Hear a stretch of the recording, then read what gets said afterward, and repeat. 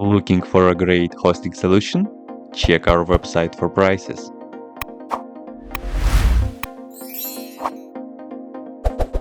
First, what you need to do is to update the server packages. You can do this by the following command.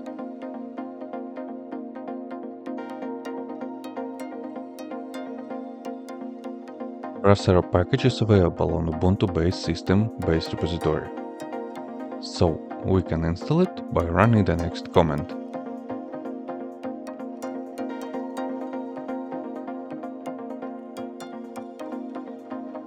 Once installation is complete, go into your desktop. There you will see a Brasero icon, or you can search it by the system search bar.